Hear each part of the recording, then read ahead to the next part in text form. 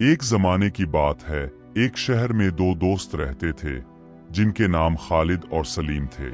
वो दोनों बहुत अच्छे दोस्त थे और एक दूसरे के साथ बहुत अच्छा वक्त गुजारते थे। एक दिन खालिद ने सलीम से कहा, सलीम, मैं तुम्हारे लिए बिरयानी बनाऊंगा।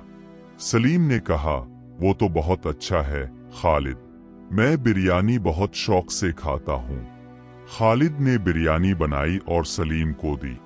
सलीम ने बिरयानी को देखा और कहा, खालिद, ये बिरयानी तो बहुत अच्छी है, लेकिन मैं इसमें कुछ तब्दीली करना चाहता हूँ। खालिद ने कहा, क्या तब्दीली करना चाहते हो सलीम?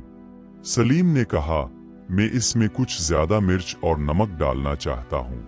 खालिद ने कहा, नहीं सलीम, ऐसा नहीं करना चाहिए, ये बिरयानी तो पहले ही बहुत अच्छी है।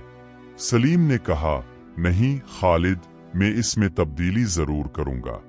खालिद ने कहा, ठीक है सलीम, तुम अपनी मर्जी करो, लेकिन मैं इस बिरयानी को खराब नहीं होने दूंगा। इसके बाद खालिद और सलीम के दरमियान बिरयानी पर लड़ाई शुरू हो गई।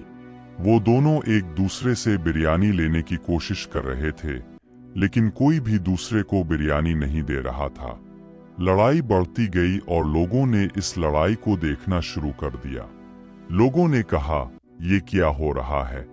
बिरयानी पर लड़ाई क्यों हो रही है? खालिद ने कहा, ये बिरयानी मेरी है और सलीम इसमें तब्दीली करना चाहता है। सलीम ने कहा, नहीं, ये बिरयानी हम दोनों की है और मैं इसमें तब्दीली करूंगा। लड़ाई और भी बढ़ गई और आखिरकार खालिद और सलीम ने फैसला किया कि वो बिरयानी को दो हिस्सों में तकसीम कर देंगे। वो दोनों एक दूसरे के साथ बिरयानी खाएंगे और अपनी लड़ाई खत्म करेंगे। खालिद और सलीम ने बिरयानी को दो हिस्सों में तकसीम किया और एक दूसरे के साथ खाया। वो दोनों बहुत खुश थे और अपनी लड़ाई खत्म करने पर खुश थे। खालिद और सलीम की ये दास्तान हमें सिखाती है कि हमको अपनी बात पर अड़े नहीं रहना चाहिए, बल्कि हमको दूसरों की बात भी सुननी चाहिए। हमको अपनी लड़ाई को खत्म करने के लिए समझौता करना चाहिए। अस्सलाम वालेकुम अहबाब, सब्सक्राइब करें, लाइक करें और शेयर करना मत भूलें।